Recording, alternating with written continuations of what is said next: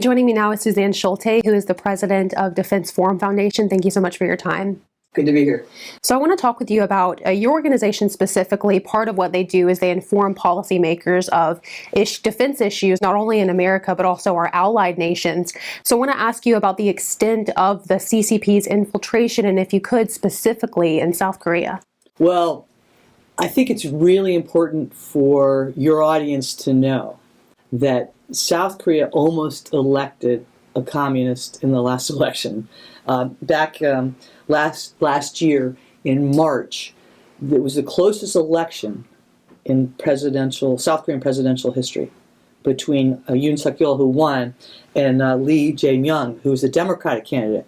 But he's not a Democratic candidate in the classic sense of being a Democrat. He is a pro-communist candidate, and he almost won. As far as the growth of the communist threat in America is pretty strong as well. But I think people need to understand a liberal democracy like South Korea almost elected a pro-communist candidate in the last election. Specifically, one of the messages that Shin Yun portrays is people coming out of that religious and spiritual suppression, sort of a message of hope in the face of tyranny. So with that being said, why do you think it's so important for democratic countries like South Korea to be preserving the freedom of expression, especially in the arts? In South Korea, I was horrified to learn about the problem. This is a performance that they were trying to show to people in South Korea that celebrates Chinese culture. And I think it's absolutely vitally important. That's just one aspect. It's one of our most important freedom is freedom of expression, freedom of religion. It's the most important freedom. I think that's why the Founding Fathers made it number one, because that is the most important thing. Freedom of expression, freedom of the press, freedom of religion. And when you see a suppression for somebody not to be able to put on a performance, that is the fundamental human right. It's the number one most important thing. So does it surprise you that Korean theaters have turned down a world-class performing arts company like Shin Yun? Yes, I was shocked. Frankly, I was shocked. But I think that this is an illustration of how bad things are in South Korea. And we do have a president, President Yoon, and the international community and those that love and embrace freedom need to do everything they can to help President Yoon, because President Yoon has been speaking out boldly about freedom and human rights. But we have to understand that he is facing a divided country. The Korean National Assembly is controlled by the pro-communists in South Korea. And the Democratic Party there is a pro-communist party. And they passed, just to give you an example, and because it goes right to the point you're making about freedom of expression, the South Korean Assembly passed legislation several years ago that banned leafleting, that banned balloon launches, that banned the sharing of information across the border into North Korea. Why did they do that? Because the Kim Jong-un regime demanded that the South Korean government turn off the loudspeakers at the DMZ and also stop the flow of information across the border, which was being done by North Korean defectors. So in a way, it's shocking that this is happening in South Korea, but when we understand the environment there. Well, I want to ask you then, what are some solutions? Because it seems like there needs to be a big change within that assembly if they are to actually make changes to try to, opposing this infiltration by the CCP. So what do you think that Korean people should do, or even high or low level government officials? How should they address this issue? Well, we need to speak out on these issues.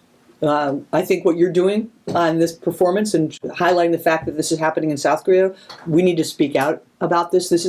South Korea is a very one of our most important allies in Asia, and so we need to be speaking out. The international community needs to be speaking out this to uphold the rights of the citizens of South Korea, but also remember we need to focus on the fact that there is an election coming up in April that's going to determine how much Yoon is able to do to advance freedom. So we need to really focus attention on that and call on our South Korean friends that care about freedom and human rights to really pay attention to this election, because it's going to be critical for the future of the Republic of Korea.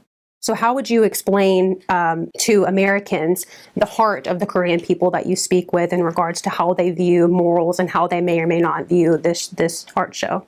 I think it's very much what's happening in America, that you have a division between people that are actually engaged in, you have a pro-freedom and a pro-communist, and that's happening all over the world right now. Which future do you want? Do you want a dark place like the North Korea, Because the Korean Peninsula is a beautiful illustration of the difference between what it's like to live under communism and what it's like to live under a republic.